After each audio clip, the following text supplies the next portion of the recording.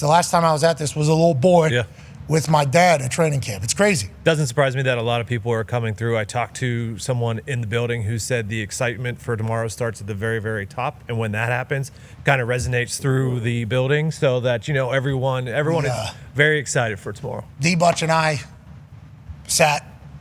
Oh, yeah. About 4 down from the Rooney family at Mr. Irsay's funeral. We have no idea how we ended up in those rows. We are in the NFL owners' rows. Literally. Yeah, literally. They're predicting the future. Shout out to the Cardinals, by the way. Shout out. Hell yeah. Shout out to the Cardinals. Looking good. Owner of the Cardinals. Bidwell. Great man. Yeah, Michael. the pilot. Yeah, he's a great man. He sat right here, right next to me at that funeral. And got a chance to chit-chat with him. Who was to my... whatever it was, the Rooneys were a couple down. Everybody was there, basically. And they were all incredibly nice to us. And the Arizona Cardinals guy was so nice. And we have had to say things about the Arizona Cardinals in the past, and their facility and everything numerous times. I think he's boy, right? Yes. I think he kind of understands what it is. The future of the Arizona Cardinals could be incredibly bright. The future of the Arizona Cardinals will have a voice on it. The future of the Arizona Cardinals, ladies and gentlemen, and the Bird Gang will be led by none other than Moon Township great, Western Pennsylvania Interscholastic Athletic League Hall of Famer, Super Bowl champion, the man who somehow accomplished the feat of playing NFL offensive line with an arm length less than 30 inches. That doesn't mean anything else about any other parts of his body. Well, but we have seen his gut. We can assume some things. Yeah. Host of In the Trenches, ladies and gentlemen, AQ Shipley. yeah. 29 and 7/8. They just wouldn't give it to you, huh? What I lacked in arm length, I gained in other places. You see what I'm saying? I gained in head size, stomach size, and other things, Ass. Yeah. Ass size. Yeah, and you got those weird shoes you wear, too, those big, fat shoes, those Hoka things. Yeah, size 8. Yeah. Forgot about that. Yeah. Moved on from Hokas. I'm on to Speedland. Remember the elf blood? Oh, yeah. Somehow found worse ones. Yeah, they are worse shoes, sorry. To look at. Whoever created that, you did a great job. AQ loves them. They're the most comfortable thing he's ever worn. Yeah, I thought we were all. I thought AQ was buying all of us. Yeah, that's it too. Oh, well, I'm happy my eyes don't got to see it every day, but Wednesdays. That's all I'm happy about. Let's make an announcement. You made an announcement yesterday. You are color commentating for the Arizona Cardinals this season. Congratulations. Proud Yeah, baby, AQ. AQ. What does this mean? Have you always wanted to do color commentary? How experienced are you in this world? And how'd this all come together? Yeah, I mean, I don't know if I've ever, that's been a dream of mine per se, but I mean, what I do on your show is essentially that for offensive line across the league, and now it's just calling it live at games just for the Arizona Cardinals, which will be really cool, and it'll help me with the In the Trenches segment. Obviously, I'll get a firsthand look at the Arizona Cardinals, boots on the ground at every game, and the Arizona Cardinals will be playing other teams. You're going to have to look into the other teams. I get it, but I gotta be a voice to the Arizona Cardinals. I gotta kind of be the homer. Oh, okay. Here we go. Okay, so we lost a little bias, or we gained a little bias from AQ. You also will be doing Wednesdays in the Trenches, which we are excited about. So you're going to have a great football season this year. We're pumped for you. Congratulations, coming off a great offseason as well. Training guys. He's been training guys. How many guys did you have this offseason? I had 13 NFL offensive linemen come out to the Phoenix area and get the work in the shipyard. It's been awesome. The shipyard is That's a lot of guys. Hey. 13's a lot of dudes. Yeah, especially because he doesn't have a facility. I mean, he's got a gym in his backyard that he doesn't flush the toilet. Bingo. Right. It's a nice backyard. Yeah, very nice. Got a trampoline in the ground. So cool. So cool. You can. You probably don't hit bottom anymore. That's how thin you are. You probably used to really crash that thing. Great backyard. But you're training these guys. Now you're a color commentator. You're hosting In the Trenches. You're literally on a trophy, the Trenchy. Everything's doing great for you, AQ. Go, AQ. All right, let's talk a little bit about football now. Let's talk about what's going on around the league. Philadelphia Eagles still the best offensive line in football, so we should look for them to repeat? Or is there another group that we should maybe be talking about and maybe giving a little bit more love to, AQ? No, I'm a big fan of the Philadelphia Eagles. I think they got a great offensive line coming back. I think Tampa had a really good offensive line. I think losing Wirfs for a couple weeks is going to hurt them early on. When you lose your stalwart left tackle, I think that hurts a little bit. But, you can look at the Buffalo Bills. They're going to have a really good group. You can look at the Pittsburgh Steelers. I think they're an up-and-coming ascending group. That's a big question. That's a huge question. I like their group, and I think continuity is a huge, huge, huge part of offensive line play. And when you get the same group of guys coming back, young guys to boot, probably spent the whole offseason together. I'm getting videos from your boys and pictures from your boys showing me Mason McCormick and Zach Frazier riding everywhere together on the same golf cart. So, I feel real good about this group. I like the group. They got Baltimore Ravens got a great group. They got Voorhees coming back from injury. Didn't really play a whole lot the last couple of years. He was injured coming out of college. He didn't get to start last year, but I think he's going to provide some depth to that Baltimore Ravens group. So I think the Chargers got a good group. They paid their guy, obviously, and Rashawn Slater and Joe Alt, two of the best tackles in football. So there's some good groups, and then obviously there's going to be some other groups that kind of sneak into this. Who knows? I mean, maybe the Denver Broncos put together a nice group. I like their group on paper. So Washington with Tunsil Washington, now? I like Washington. I like Tunsil. I hate the fact that they lost Sam Cosmi. He'll probably miss most of the year from the playoff ACL, but they should have a decent group as well. I mean, it's gonna be interesting. I actually like Arizona Cardinals group. I think they've got one of the top 10 groups in the Yeah, we're going to hear that. We know. Yeah, we saw a tweet yesterday that we know that you think that with the Arizona Cardinals until you don't do what the tweet said you do yesterday, which we completely understand, by the way. You're going to be on that plane. He's going to be on the plane. He's going to be flying on the Cardinals team planes. Really? That's what happens here. After what he said, huh? So you're going to hear a lot of complimenting of the Arizona Cardinals. If I had to guess, I would not want to walk on that plane. Might be the best offensive line in football. Coach is so smart. Love cannon. Oh, my Always God. been big. Geniuses, yeah. You walk on that plane, the last thing you want to do is like, well, all right, I'm going to sit right up here. Hey, Kyler. Kyler, Why does my credential not work anymore? Why is my credential not flashing green anymore? Excited for you to be biased towards them. I bet you they are, too. They finally get somebody. I can't wait till he's on the team plane, he's watching film, and he's walking.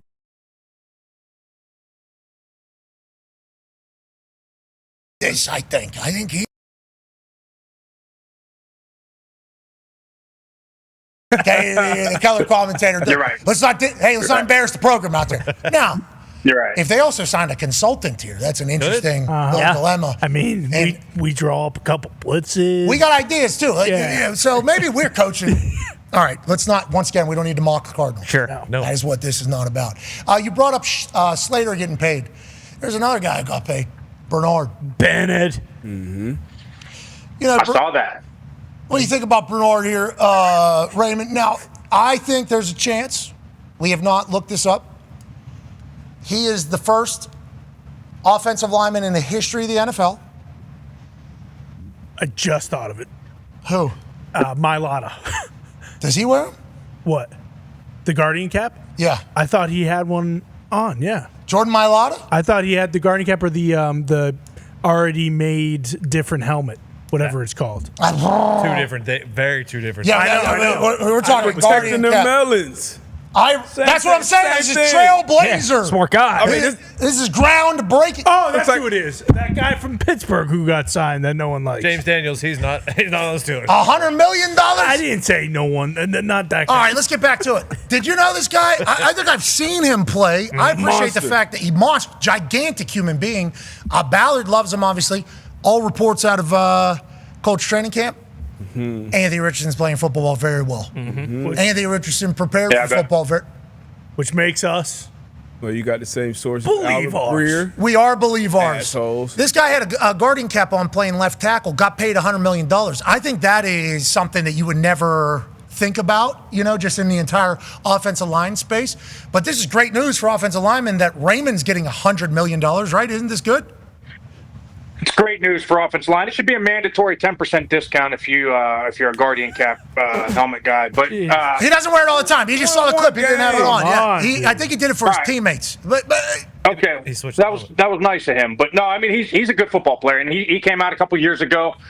And this is what you love to see, right? You heard Howie Roseman's interview about sign, develop, or whatever it was, draft, develop, sign. And I think that's a key piece that a lot of teams, if you want to get good, that's what you have to do. You have to take care of your own. You look at the good teams that have done well.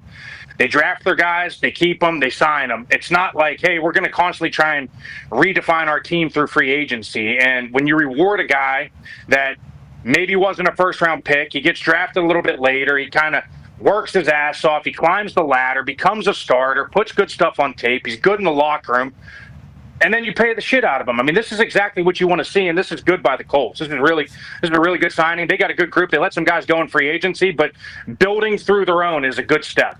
Congrats, Bernard. Good work, Bennett. We don't know if it's Bernard or Bennett. That's how the boys have been saying, but nonetheless, happy they paid him. They must really love him. And also, Carly, Kalen, Casey, this is probably the first one, right? Yeah. Yep. First big deal that has had to kind of be like, yep. So they're investing in offensive line. Yeah. I like that. I appreciate that. Future looks nice, especially with these highlights coming out of AR. If AR can take a hit this year, which is possible, if he, can avoid and figure out how to run without getting like absolutely clobbered every single tackle, like there's a chance he's a guy. Yeah. Everything that we have thought he could potentially be, we've seen on these highlights. So they got a tackle paid. Obviously, we lose Ryan Kelly. We also lost Fries in there. So it's all kind of a mixed match group, that new group. Hopefully they're off and running. We'd be excited to see it. Congrats to Bernard. Now, let's talk about an offensive line group that got exposed on the biggest stage. Go ahead, D-Bud. Hey, guy, you've been very, very high on Trey Smith, Creed Humphreys in the center as well, but that the outside of the offensive line for the Chiefs, are they going to be okay? That was obviously a glaring weakness in the Super Bowl against the Eagles. Are the Chiefs O-line going to make that step and be okay and be able to protect 15 this year? We've been saying the same narrative since 2020 when we played them in the Super Bowl when I was down in Tampa Bay, and it's been the tackles. It's been the bookends. Can we fix the tackle situation? Their interior three is as good as anybody right now. Creed Humphrey, Trey Smith, obviously. They let Tooney walk, but they're moving the left tackle that got benched last year in the first game. They're moving him inside, giving him a try. I'm not even going to try and pronounce his name. The kid from Kingsley. There it is. But the key to this thing is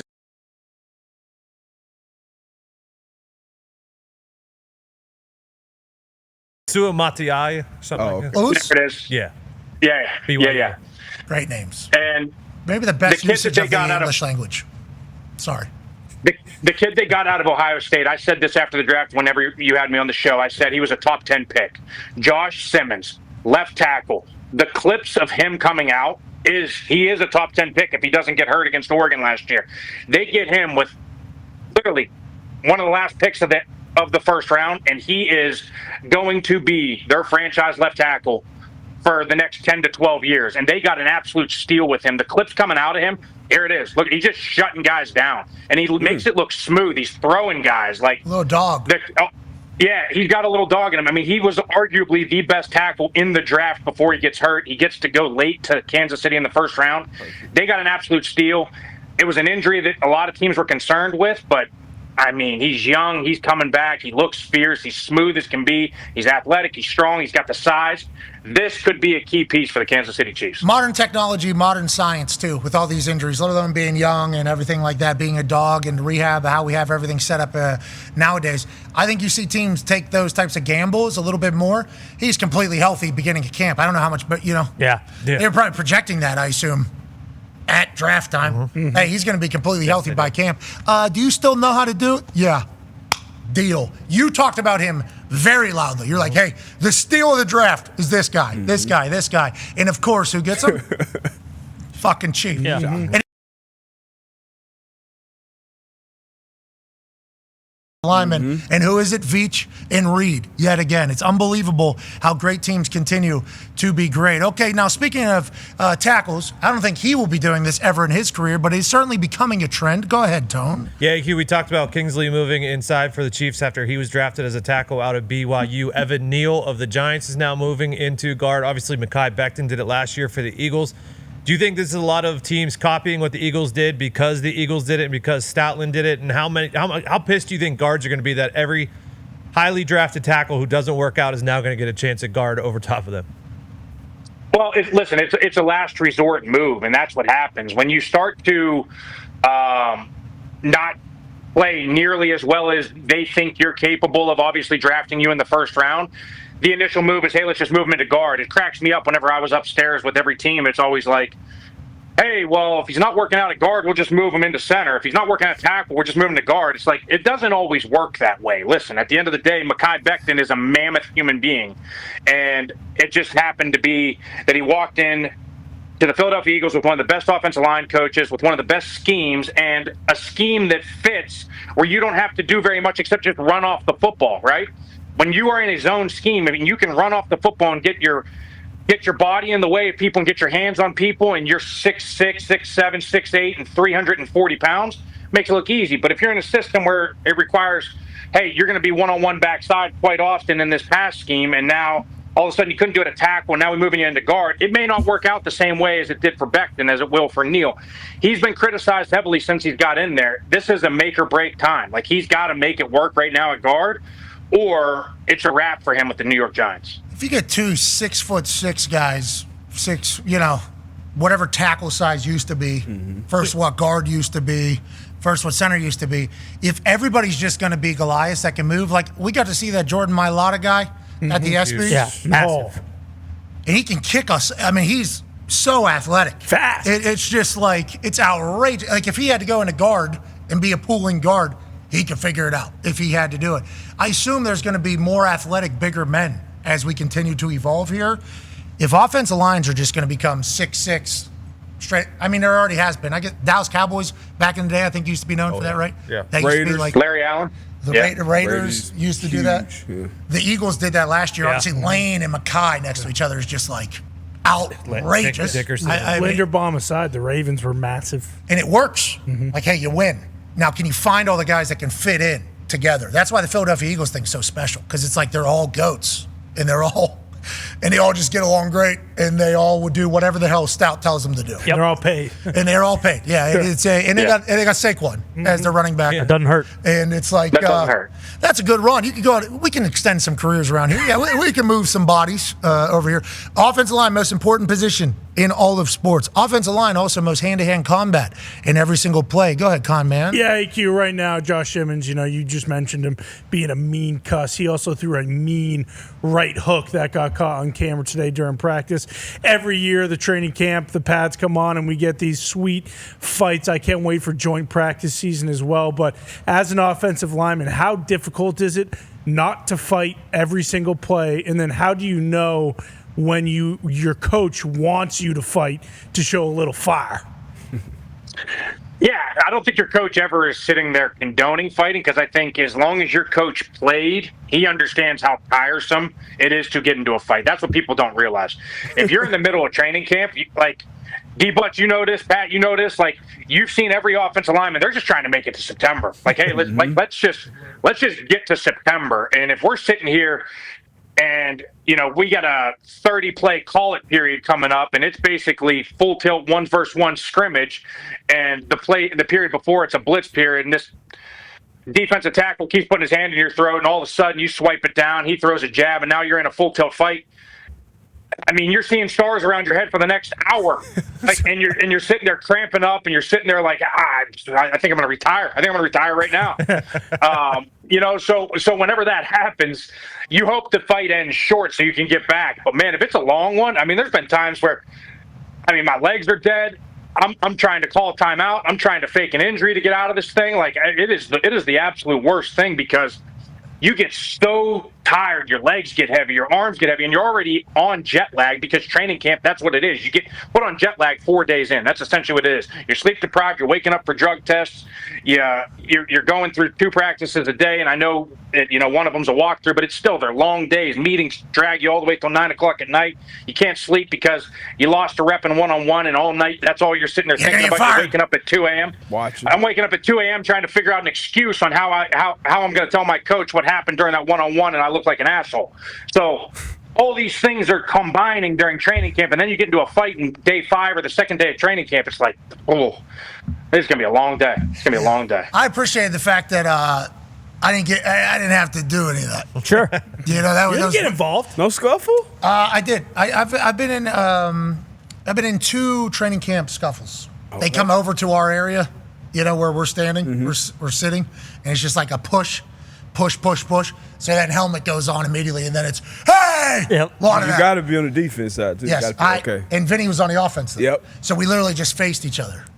Hey! What the hell? We made a mockery out of it. We made quite a mockery out of the situation. But if you were to put on the film, when it came over to us, helmets went on, and we were in the scrum, which you have to be. Boys brought in. That's a whole nother thing. If you watch film and the offensive line is getting in a fight, and there's 3 offensive linemen that are not in with the offensive line, I think you could probably pick out who's probably not going to be a part of that offensive line group. I think early in training camp, you could probably figure out these 3 not probably going to be with the group. Like, there's so much more that's going on in those fights as well. Obviously, you're very tired, but the team is watching that too. The scouts, coaches. And the camera, they keep the cameras rolling. Roll it. They keep it rolling, so it's better be in that frame. And like you said, some people are bullshitting just to be in there, but you better show up. Yeah, Sure, have to show. Well, I learned that at West Virginia because people wanted to fight our team every warm-ups. It was just, it felt like, and maybe our team, you know, Maybe. was a part of it as well.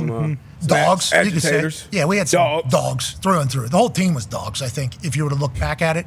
I have to show face. That was my immediate first reaction. I didn't grow up in the football world, but a little standoff happens. I think it was our DBs, and I think it was probably, who knows, on the other team. And they're yelling and chirping. And I'm 10 yards away. I'm doing my shit, though. I am currently warming up. Have to turn around, have to show face, have to yell. Then Rich Rod, obviously.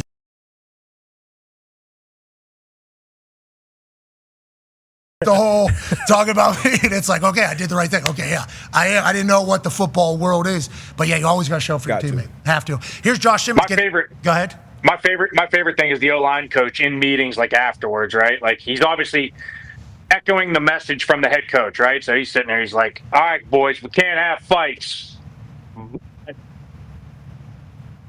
I like that you got stuck up for your teammate. I like this. Let's watch that clip back. Let's watch that clip back. They're like breaking it down. They're like, good jab, good overhand.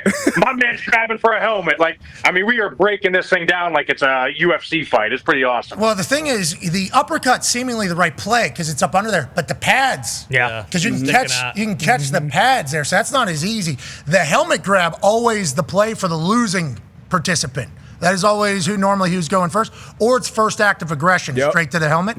Here we have Josh Simmons actually got into a fight. Here's Mark Palouse's video.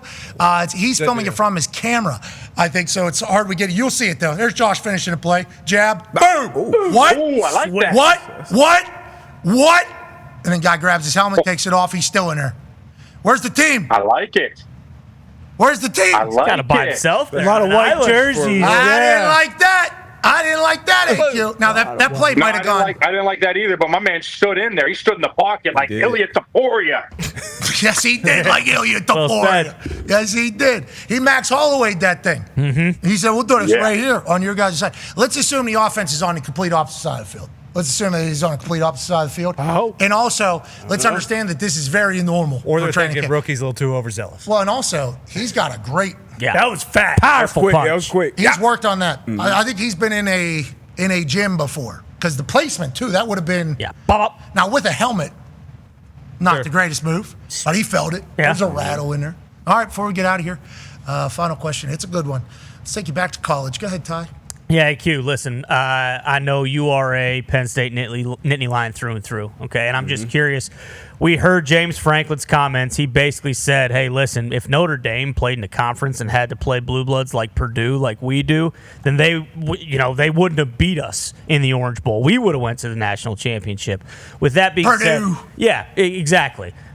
So with that being said, do you think, because a lot of people think Penn State might be a national title, contender this year, maybe going to go. Do you agree with that? Do you think it's bullshit that Penn State has this murderers row? They're playing, Auburn and Purdue and Louisiana Lafayette and West Virginia and teams like that? Or do you think that James Franklin's maybe out on an island a little bit here? But overall, how you feeling about the Nittany Lions going into this season? I think Notre Dame's schedule of yesteryear was a lot tougher. I mean, recently they're playing Duke, they're playing Stanford. Stanford isn't what it used to be. They got one of the. If they went to the schools. ACC, that's who they would be playing. They would. They need to come over to the Big Ten where we've made it a super conference. So James wants him in the Big Ten. That's what he wants. I think that's what it is. That's a good way to recruit him. Great angle. That is not a bad angle. Great angle. I love what James Franklin's doing. Hey, you're during his sorry ass. Yeah. Why don't you come on in here? Yeah, I'm sure he's signing up to play them every year. I love bet. Who? You think James Franklin? Yeah, absolutely not. Can I give you my take on the Penn State Nittany Lions? Mm-hmm. I think what happened at the end of that game against Notre Dame for Drew Aller was the best thing that could happen for Drew Aller. Okay? I think it's terrible for Penn Staters. Obviously terrible. Terrible for Drew Aller. Horrendous that is on his resume. But I think that is a perspective putter for Drew Aller all offseason. Nobody's talked about him. We've talked about so many other quarterbacks. So many. Drew Aller's 6'6". Drew Aller can throw the ball forever. Drew Aller can run. He's got moxie. He's an Ohio guy. Mm-hmm. And then he had what? His worst thing of the season, basically, was his last play. It's like that. I think motivation, perspective, chip on shoulder. I think Penn State still has all those things. And also, I think you guys still have more money than anybody else in the country. That you guys just signed a number one hockey guy. Yeah.